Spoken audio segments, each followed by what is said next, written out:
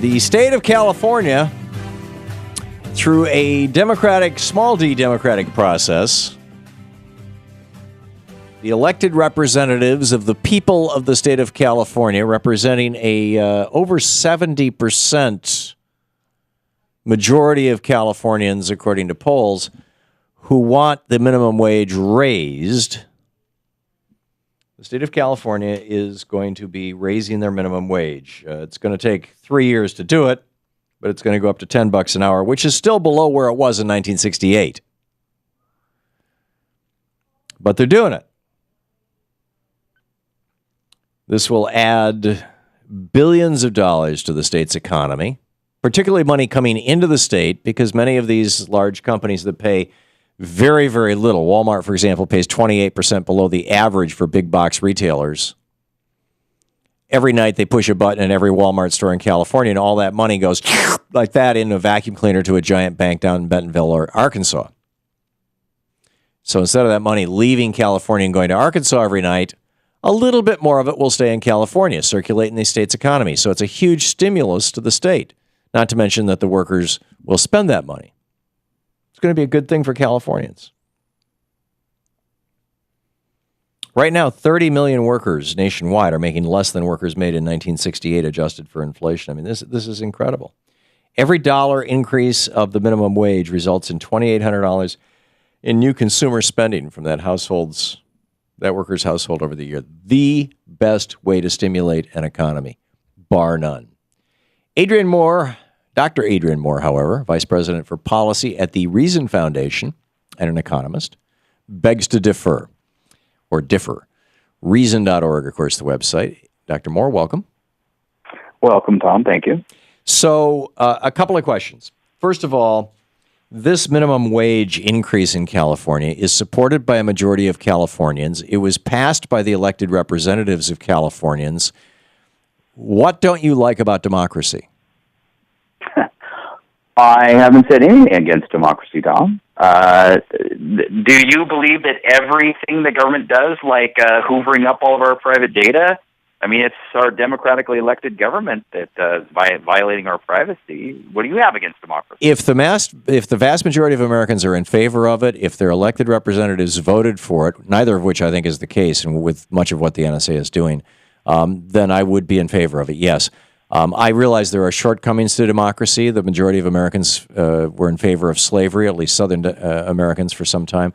But I still don't think that's a strong argument. If the majority of Americans think this is good policy, if some economists, yourself excluded, can build an argument that it might be good policy, and if the elected representatives do it, that is a classic example of the democratic process, or the Republican process, actually, in action. And I don't understand why you would oppose that. It is the process. Because, I mean, I don't think that whether something was done democratically determines whether it's right or wrong. It may determine whether it was done in the right fashion or not. And and if it's going to work, if it's going to fail, if it's going to be a disaster, then the people can undo it. That's true. The people can undo it. But the fact of the matter is that we've had, ever since 1935, when the minimum wage went into effect, we've had, all these minimum wage increases. I forget the number, something like 38 minimum wage increases since that time. And not once has there been a disaster. In fact, every single time the economy has grown, and not once have the people said, gee, that was a mistake. We need to throw the bums out and elect people who are going to roll back the minimum wage. That's because the costs are hidden. And that's partly why why even do economic analysis unless we're going to concede that it reveals things that you can't just see with casual observation. Well, yeah, the cost may be hidden. I mean, most of the cost of a minimum wage increase are in the form of reduced income for billionaires and reduced dividends. But the benefits are obvious. More spending in a community. You can't argue that every time that they are always able to pass costs on to the consumers. They rarely do that. Some rule we want to impose on them, but then not recognize that also happens when we raise the wages. The cost raising improves incomes, but it also raises the price of goods. And the fact is that by and large, that's not true. Today is worth much less than unskilled labor was 100 years ago. The economy is not an unskilled economy anymore. It used to be unskilled unskilled labor's wages were relatively higher because unskilled work was a bigger part of the economy. That's a whole completely different argument. And the fact that, and your assertion that when wages are raised, that automatically means that the price of goods goes up. First of all, in most industries, wages represent a very, very small part of the cost of goods. But secondly, the price of goods are typically fixed by marketplace forces, not by wages. And so when wages are raised, what happens typically is that dividends go down, CEO pay goes down, companies find other ways to become more efficient. In fact, efficiency increases. In fact, you can make a very, very strong argument, and I think history throughout the 60s to the 90s makes that argument very, very eloquently. And when you look at efficiencies within companies that follow the years after minimum wage increases, that minimum wage increases drive efficiencies in companies. Therefore, they're a healthy and powerful, positive force in the marketplace. I think you're asserting a cause and effect that has never been demonstrated. These things all happened during the same times in history, but there was a lot going on there. What I don't understand is why shouldn't wages be set competitively? Why shouldn't wages be, if someone is willing to work at this job for 50 cents an hour less than me, why shouldn't they get the job? Why shouldn't the wages be determined by the level at which people are willing to do the work? Because, are you asking that as a genuine question? I'll give you a genuine answer. Yeah.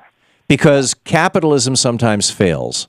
You have business cycles where capitalism fails, and you have high levels of unemployment. And during those times of high levels of unemployment, the force, I know libertarians don't like force, the force of nature, hunger, need for shelter, those forces drive people to work in situations that they otherwise wouldn't work in. And so, if government was going to be the employer of last resort, I would agree with you. If we were going to maintain, less than 4% unemployment, no matter what, by doing a WPA or a CCC, and the government is the employer of last resort, I would absolutely agree with you. But we're not doing that. So what we have is a very, very loose labor market, and I'm of the opinion, personally, that if we're going to define the rules of the game of capitalism, the first rule should be that if you want to play capitalism, or actually free enterprise, this has nothing to do with capitalism. If you want to play business, and you can't at least pay your workers enough to live on, you have no right doing business in the United States of America. But why should every job pay enough to live on? The whole idea of a diverse economy is that there are many, many, many jobs on which you can make a living, and there are many jobs on which are not intended. They're at the bottom of the scale. They're not jobs you're. Every job should make enough to live on, because every human being is worth living. When you're unskilled, you should not expect to be able to make a living off of your ordinary day's labor. Why not? You have no respect for unskilled labor? No. You think just because somebody's born with an IQ of 85 or 90, to hell with them? Let me answer your question. You have to team up with somebody. Have a roommate, have a wife, or whatever, other workers in your I'm talking about things a whole lot worse than that. Combine your income so that you can have enough income to support a household if you're unskilled. Or you can get some skills and no longer be unskilled. There's many ways to not have to make a living off unskilled labor. Unskilled labor is for people to be in temporarily when they're young, maybe when they're old, maybe when they're unlucky. But the average age of a McDonald's worker is 28. It's not a way to make a living, Tom. I will agree with you on that. Adrian Moore, I'm going to leave you with the last word. Adrian Moore, Vice President for Policy at Reason Foundation. Dr. Adrian Moore. You can read all about it over at reason.org. Thank you, sir, for being with us. Thanks, Tom.